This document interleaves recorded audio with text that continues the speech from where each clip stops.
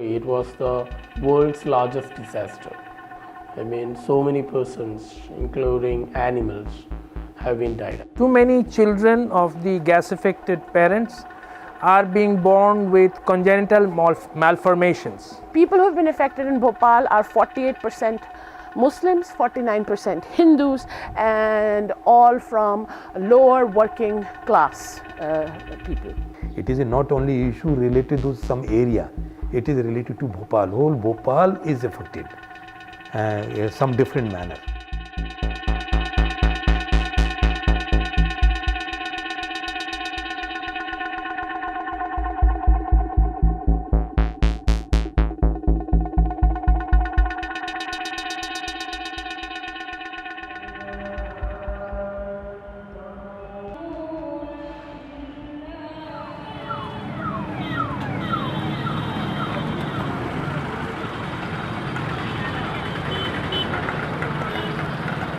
I had a friend who was working with the carbide, and he would always complain that it's not a safe place to work, so he was trying to find another job, but never really took it very seriously. But in 1981 December, another friend, Muhammad Ashraf, he was working on the plant and he got exposed to the small phosgene leak. The death of Ashraf really alarmed me, and then I started investigating. And then I took out all those things, and it took almost 9 months for me to write the first piece in September 1982. That was a small weekly newspaper I was publishing. It hadn't had any impact I would expect.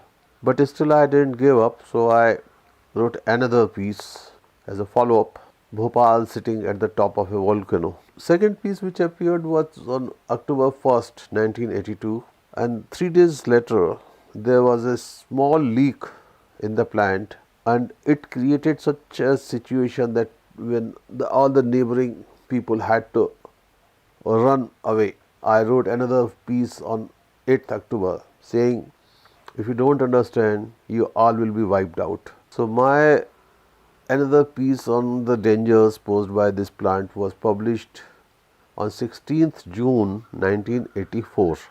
Even that didn't work, and finally came the night of December 2nd, 3rd, when this disaster took place. Initially, so many people at Bhopal, they don't know about the Union Carbide, what they are making, what they are using, raw material. Nobody knows. Except the worker also not much aware of that is what they are making.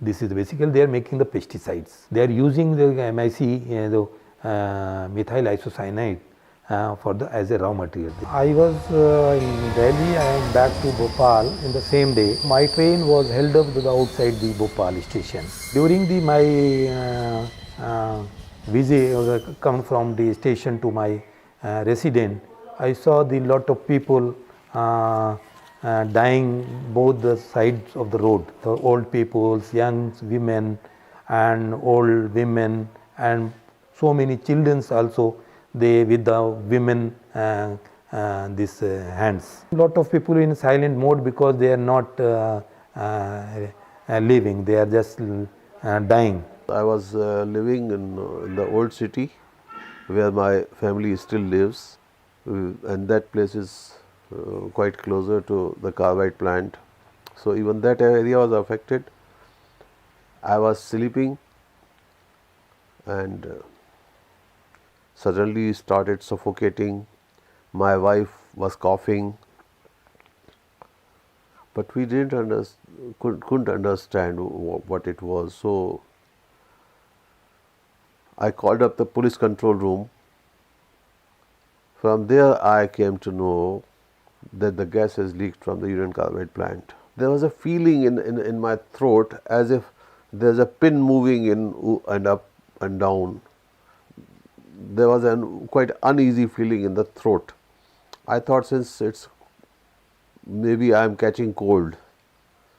because that was the symptom I had experienced earlier, but this was different. I was staying at the first floor, so I went to the window and found that the people were coughing and running, and then I put my fan on and asked my wife to sit under the concentration of that air so that there's no gas.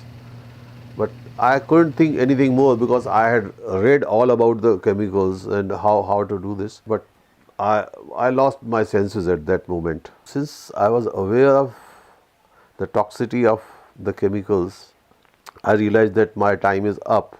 I cannot save myself now. So I started calling my friends who were staying little away and warned them that they should run away because anytime the gas could reach their places. But then my wife said that you are talking to your friends and making them run away and all that, but you are not bothered about your parents who are in the other room. So suddenly I woke up from that inertia, and then I knocked the door and I found them in a very bad shape, my brother, my sister, my parents. Then I decided that we should also try to save ourselves. So we ran away from that place. After say few hours, when the police made an announcement that it's now safe to go back home, we came back. But obviously we were all affected, so that caused lots of problems, health issues. But somehow we survived, but thousands of people died. I asked my parents to move in an opposite direction, which was towards the new Bhopal city. But then I started moving towards the carbide factory. I thought that I should go and see. So my wife and my sister were with me on the scooter, and the people who saw me moving in that direction, so they started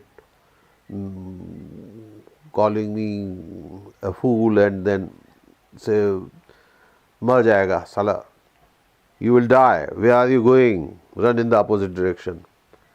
But then I woke up and I realized that I was making a mistake. Then I took my family away and left at a friend's place who was staying at a place which is Eidgah, which is a higher place. So because gas goes down. Lot of people and relatives of the victims or citizen of this city, they came to Bhopal and they feeling that they are not live, they may be dead or somewhere they left from the house. So they are searching around the city and outside the city also and go to the hospitals. So in the hospital, just like this very crowd mob was around the Hamidiya hospital. The dead bodies, either dumped a lot of dead bodies in this campus. Inside both the roadside, they collected by the machinery, government machinery, and take that body to the Hamidiya hospital, and they post-mortem it and then identify the causes of the death. Then I have talked to a lot of our friends, and then we'll go to that area, and then we are organizing some support to those people inside the house and huts. So we are pulling from there and sent to the hospital.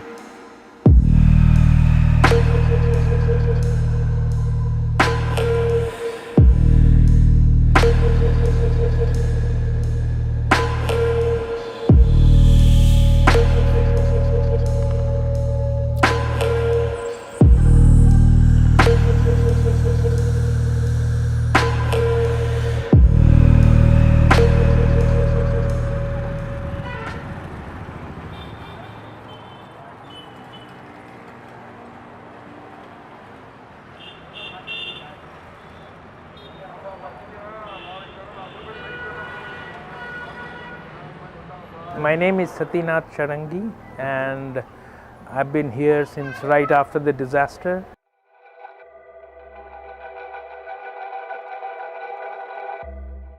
Sambhavna clinic came about 12 years after the disaster. The first 2 years after the disaster, we were fighting with the survivors for better health care. And after that, the government spent quite a bit of money and established a healthcare system. But after about 8 years and 9 years of these system, we found that no gas affected people were not getting better by taking so many drugs. You ask them how many medicines have you taken, and they would say in kilograms, 40 kilograms, and yet they were not getting better. I grew up in Delhi. I heard about Bhopal. I was 7 years old when this had happened, but like most people in India think, or most people in the world just know that this is something that happened many years ago and everything is all right now.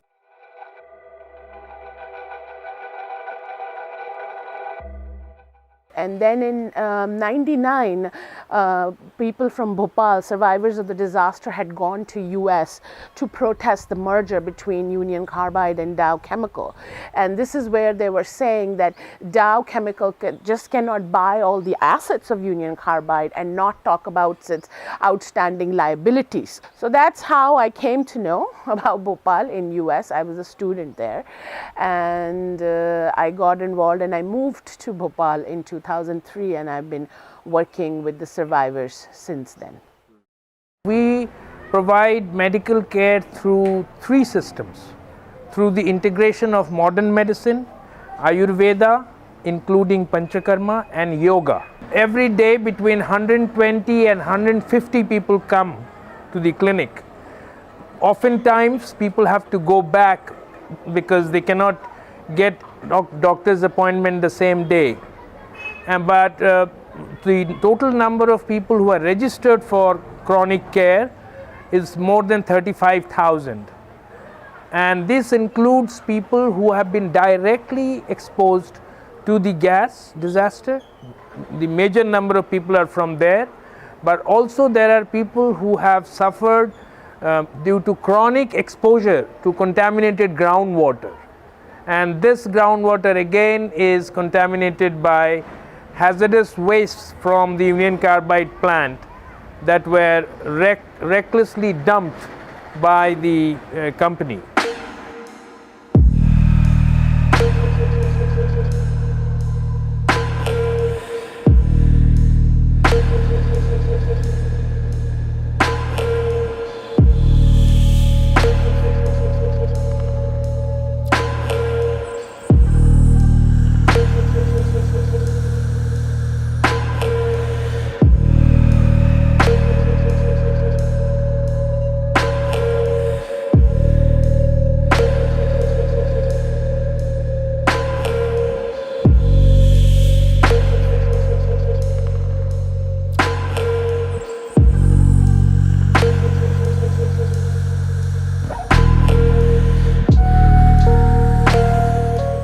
The groundwater contamination started back in 1982, 2 years before the disaster. So even if the gas had leaked, but because how Union Carbide designed their waste management and the way they were dumping all the toxic waste, there are about 48 communities in the area of 64 square kilometers where the groundwater has been contaminated, and more than 100,000 people who are drinking contaminated water. If you want to cure a patient, not only giving a medicine will help him.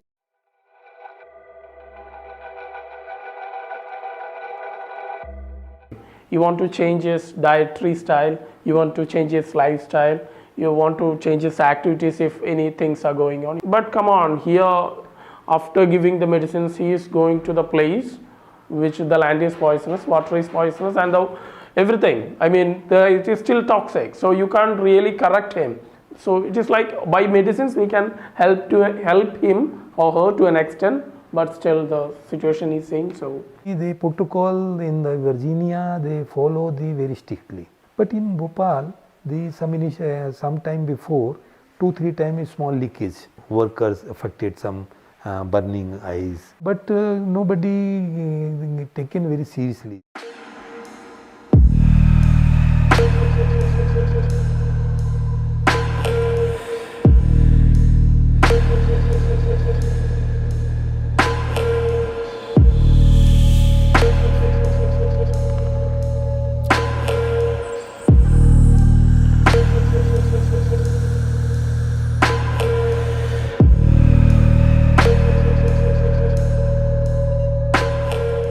not something that happened, that Union Carbide Corporation put up a factory here.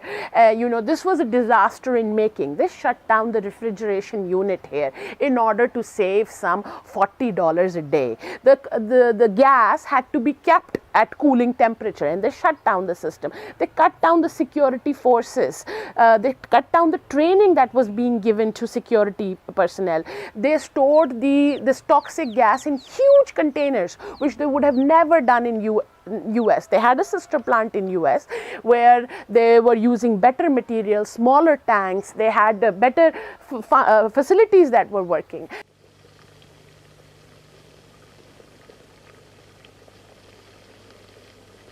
This little box has been built with Union Carbide super insulation, which isn't much to look at, just a layer of paper.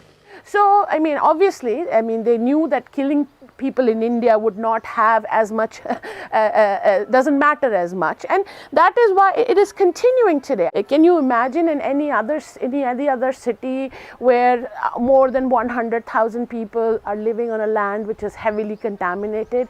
Can you imagine that there are still more than 100,000 people which are still sick and do not know what will work for them, or children being born with birth defects? That there are 6 times more birth defects being reported in the progeny of the gas affected parents when compared to mothers who were not exposed to gas. Gas में जब मैं 5-6 साल की ही थी, जब gas निकली थी, तो मैं बहुत छोटी थी.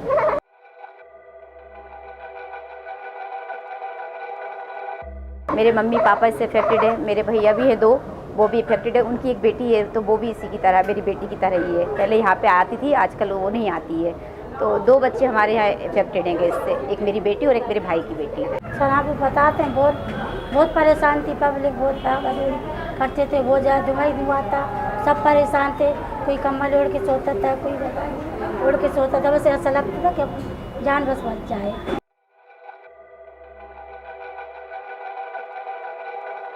हमें पापा को ना आँखों में बहुत ज़्यादा गैस लगी थी, आँखें में उनकी ज़्यादा खुलती नहीं थी, और अभी भी परेशानी है उनकी आँखों में. दिखता नहीं, खांसी चलती है बहुत ज़्यादा गैस की वजह से, उनकी सांस नहीं हो पाई थी. The birth defects and the congenital deformities, again, there has been lack of medical research here, a lot of it. Whatever few papers that have been published by independent scientists clearly say that there are problems in the 2nd and even in the 3rd generation of children being born to gas exposed parents and to parents who continue to drink contaminated water.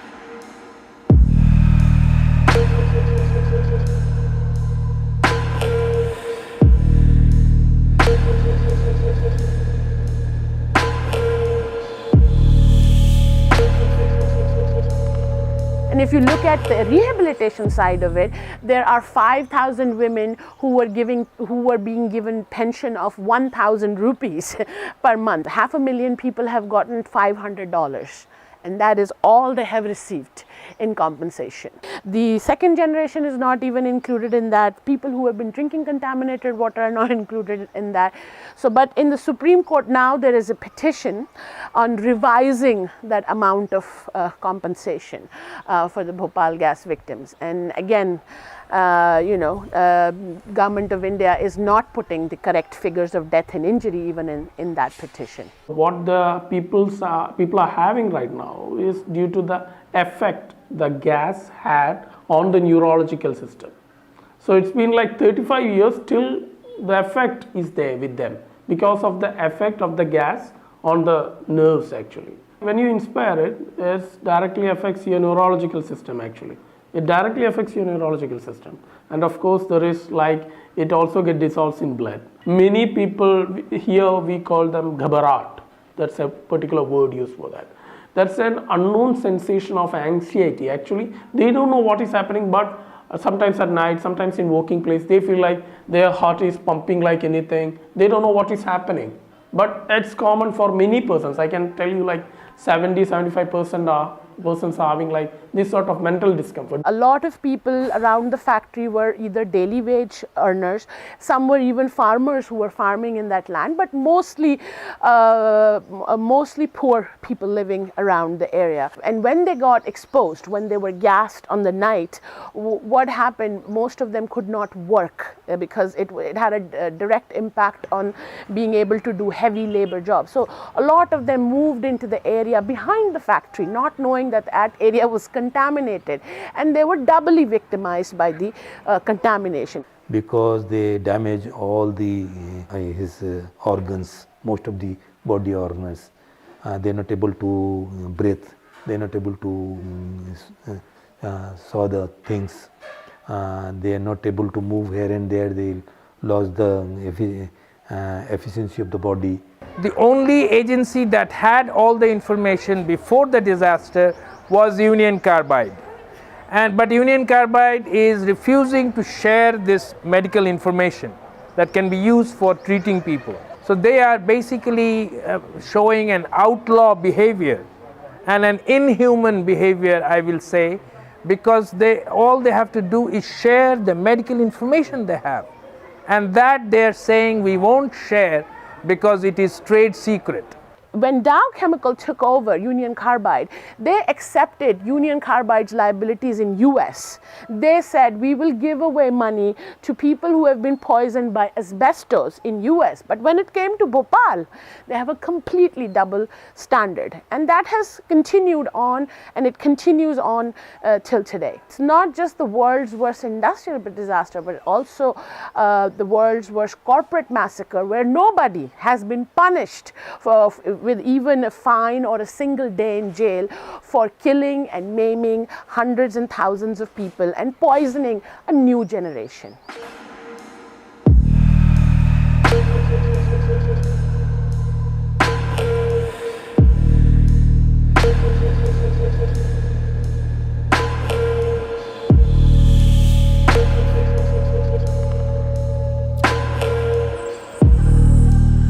The government is not with the victims. The corporation obviously is doing everything to buy the government, and the US government is doing everything in its power to not so that Dow Chemical is never held accountable. So you cannot talk about sustainability, or you cannot talk about taking any lessons from Bhopal when the production continues like this. The only lesson that has been learned is by the corporation, and they have learned how to separate its Indian subsidiary or the Brazilian subsidiary from the American subsidiaries. That is what they have learned, and they have our lawmakers helping them in the process. The problem is that it is not just medicines will get them better. They need rehabilitation, they need social support, they need food. And today, because they have lost their ability to carry on work, they cannot earn enough. So they do not get nutrition. The second generation children had to move out from school and start working early because their parents were not earning money. And yet the very small amount of compensation that the company has given so far has done nothing. It has only made a joke out of it, a cruel joke. So unless all this happen, unless the corporation actually accepts its responsibility, or the government spends some energy looking at the people's needs instead of protecting the interests of the corporations, only then can people get better. I think Bhopal-like disasters are happening every day. They are slow and silent Bhopals happening everywhere. That is why Bhopal's story is so important, and that is why it is important that there is justice in Bhopal.